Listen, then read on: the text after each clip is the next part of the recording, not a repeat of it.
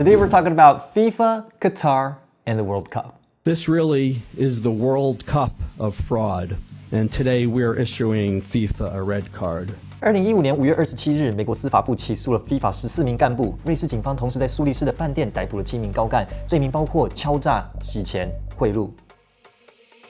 其中一位关键人物是 Chuck Blazer 这位前 CONCACAF 秘书长，他是跟 FBI 认罪协商4人当中的其中一员。FBI 给了他一个装有录音器的钥匙圈，让他去搜证。Blazer 起初还说这太下流了，我不干。但是 FBI 说这由不得你。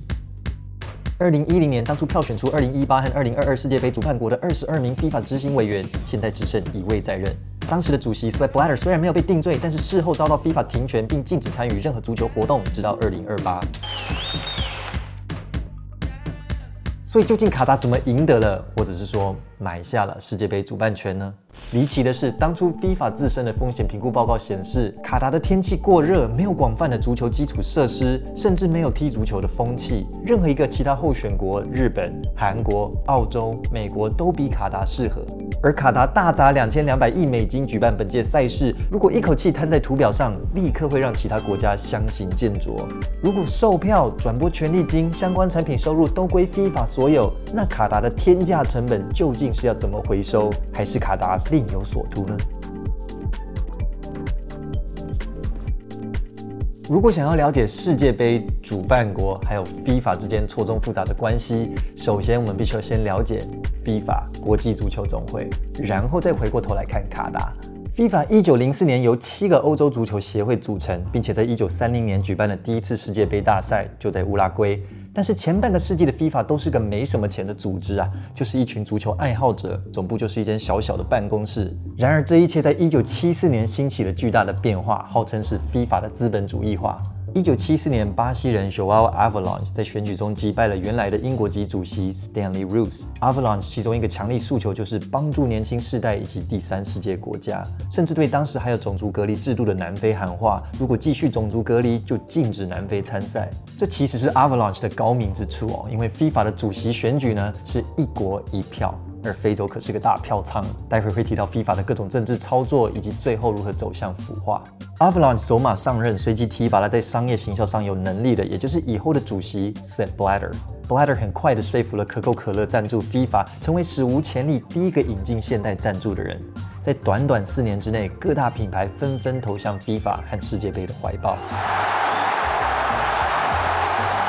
然而，我们都知道，金钱和权力是使人心腐化的2大诱因。1978年 ，FIFA 选择在独裁政权统领下的阿根廷举办世界杯，国际舆论普遍都认为这是在洗白 （sports washing）。借由举办世界杯，可以提升一个国家的国际能见度，甚至能够改变国际观感，这给了 FIFA 无形的政治影响力。很多人认为这是 Avalanche 走向腐败的开始。随着运动赛事转播越来越发达，1982年，野心勃勃的艾迪达创办人的儿子，也是当时的老板 Horst Dassler， 为了买断 FIFA 的营销权、转播权，然后再分售出去，他成立了一间公司，叫做 ISL International Sport and Leisure， 然后其中就有钱是直接进到了 Avalanche 的私人口袋。现在不当的金钱和权力都来参与咖了，人心不腐化也难啊。然而比8点档还要展开的剧情呢，才正要开始。根据 Guido Tognoni 这位前顾问的说辞，当时已经位处第2把交椅的秘书长 Sepp Blatter 发现了 Avalanche 的收贿事实，并且逼宫要他4年后主动隐退。时间飞逝，就来到了1998年的 FIFA 主席选举。剧情需要，这里稍微需要解释一下 FIFA 的组织哦，这点很重要。每一个国家都有自己的足球协会，而各国的足协又隶属于联盟或总会。FIFA 底下就有6个联盟，分别是 CONMEBOL、CONCACAF、UEFA、AFC、CAF、OFC， 每一个联盟都有自己的主席、秘书长、成员。早就对 Avalanche 的带领颇有微词的欧洲执行委员会推出了他们 UEFA 主席瑞典籍的 Leonard Johansson 来角逐 FIFA 主席大位，对手当然就是布局了很久的 Sepp Blatter。在一国一票的制度之下 ，Blatter 开始四处拔庄。根据他的前非洲事务顾问说辞，他向南非足协主席开支票，要把世界杯带到南非。而南非主席说，如果是这样，我会无条件把南非洲的14票都带给 Blatter。事实上 FIFA 存在着一个系统性的问题，像是 CONMEBOL 这个足球平均水准最高的地区只有10个会员国，也就是10票。然而 CONCACAF 中北美洲和加勒比地区却有着30几票。CONCACAF 主席 Jack Warner 以及秘书长，也就是开头提到的 Chuck Blazer， 对 FIFA 主席的选举握有强大的影响力。而他们投向了 Blatter。另一个靠向 Blatter 的则是 AFC 的 Mohammed bin Hammam， 一位卡达商人。先帮我记得这个人，因为待会儿他会再出现。Blatter 透过 bin Hammam 的人脉，争取到亚洲和非洲部分国家的支持。谣言四起哦，在巴黎的一间饭店有不当的金钱买票。Guido Tognoni 甚至直言不讳说，这些谣言都是真的。最终 Sepp Blatter 以111比80票拿下了1998年的主席大选，奠定了他接下来17年的掌权之旅。直到2015年才因为缠绕 FIFA 不断的贪腐丑闻而请辞下台。讲到这里，我们稍微对 FIFA 的过往有些微的了解了哈。主席大卫每4年选一次，一国一票。但是4年一届的世界杯主办国的遴选方法呢，却蛮不一样的。6个联盟会各自选出代表参与 FIFA 的执行委员会，含 FIFA 主席在内，共有24名执行委员。世界杯主办国就是由这24名委员来投票选出。2010年一反常态的一次就选出了2届主办国，2018俄罗斯和2022卡达。我们就专注看卡达就好。卡达的面积不到台湾的1/3，人口不到300万。40年代发现了外海大量的石油，造就了这个面积小小但却超级富裕的国家。但是到了90年代，卡达也嗅到石化能源将被替代的趋势，因此他们很聪明而且有野心的，开始积极利用自己的财富来为了未来布局。不得不说，站在国家利益的立场来看，它真的是一个很聪明又野心勃勃的国家。卡达拥有英国 Heathrow 机场20%的股份，是伦敦最大的土地持有者。在纽约曼哈顿也拥有大片土地，福斯汽车、巴克莱银行一票西方企业都有卡达的资金，更不用说法国的顶级足球俱乐部 PSG。卡达也积极投资下一个世代的能源，这届世界杯的球场发电就有来自杜哈周围沙漠中占地10平方公里的太阳能农场供电。不仅是经济影响力，卡达也积极让自己站上世界的舞台，好比本届世界杯。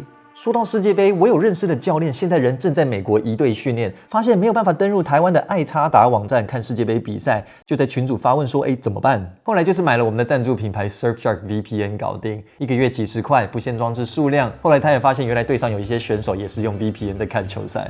这种情况应该就是台湾的服务网站有地区限制，那我朋友人在美国 ，IP 位置是美国的所以就无法登入。VPN 就是帮你登入 Surfshark 在世界各地建立的伺服器，更换 IP 位置，这样各自也比较安全。所以我认识的这位教练就是登入台湾的伺服器，然后就这样子可以看球赛。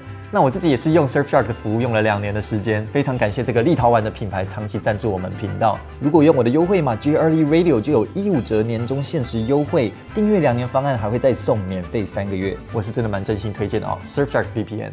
我们再次回到2010年在瑞士苏黎世 FIFA 总部的投票，22名委员中有14名投给了卡达。聪明的你有没有发现呢？为什么是22名而不是24呢？因为有2位在还没投票之前就因为收受贿赂而遭到 FIFA 停权。吹哨者 Fedra Almagid 是卡达竞标团队的翻译，他声称卡达竞标团队在安哥拉跟 CAF 的3名执行委员见面时 ，basically $1.5 million being offered to 3 ExCo members in exchange for them to vote for the Qatar 2022 bid. 他事后却收回自己的指控，直到 FBI 找上门来才声称自己受到威胁。I will always look over my shoulder for the rest of my life. 有记者甚至伪装成游说团体，在伦敦的饭店录到了其中一位 Amos Adamu 的自白，但是本人以及卡达到今天为止都强烈驳斥这些指控。而在吹哨者的说辞之中，又提到了幕后的关键人物。We had one lobbyist for the Qatar 2022 bid, and that was Mohammed bin Hammam. Mohammed bin Hammam 被指控用$160万行贿 CONCACAF 主席 Jack Warner， 借此换取他的选票。Jack Warner 日后遭到他的国家千里达和美国司法部调查，并且一直在试图逃避被引渡到美国受审。2022年最近一次的上诉似乎是失败了。How aware were you of what he was doing? Mohammed bin Hammam has been in the world of football long before any member of the bidding team got involved. He had his own goals, he had his own ambition, he had his own strategy, he had his own vision. So it's safe to say I was not aware of his actions.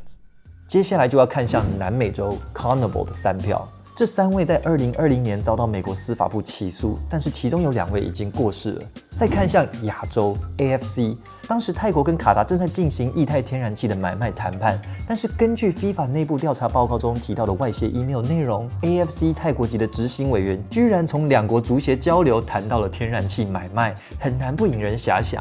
最后看向最传统有实力的欧洲 UEFA 法国籍的主席 Michel Platini。在投票前1个礼拜 ，Platini 受邀到爱丽舍宫跟总统萨科齐共进午餐，但是他没有被告知来了2位卡达籍的贵宾，当时的首相和当时元首的儿子，也就是现任的元首。萨科齐直接表明希望 Platini 把票投给卡达。But in the last minute, with a political intervention in France by the president of France at that time, Nicolas Sarkozy, after a meeting with the Crown Prince of the Emir of Qatar, they have influenced Michel Platini at that time to vote for Qatar and not to vote as. 没有人知道萨科齐是否跟卡达提出了什么样的交换条件，但是 Platini 也亲口承认政治和经济影响了 UEFA 的投票决定。2010年世界经济大萧条，在隔年，卡达买下了财务状况摇摇欲坠的巴黎圣日耳曼俱乐部。卡达航空向法国的空中巴士购买了为数庞大的飞机。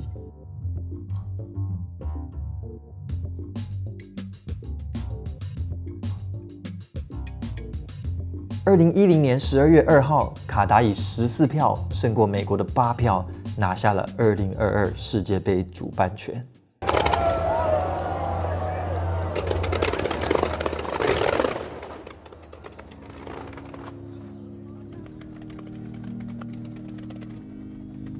终究除了上帝，没有人确实知道这中间发生了哪些事。直到今天为止，美国司法部也还在持续调查当中。但这告诉了我们一件事：这世界终究是一个权力和金钱的游戏。撇除道德来看，卡达也只是为了保障自己的国家未来。只不过，我们能抛除道德观来面对这个世界吗？再者，在这个偌大的国际现实中，单凭个人的道德良知、法律规范，真的就能够维护一个公平正义的世界吗？我只能说，没有的话，可能更糟。但或许最根本之道，或许是我们每一个存在个体都极力寻求一颗善良的内心，试着让这个世界变得更美好一点。套一句我非常喜欢的句子：要善良像鸽子，但是要灵巧像蛇。Love you all. Peace.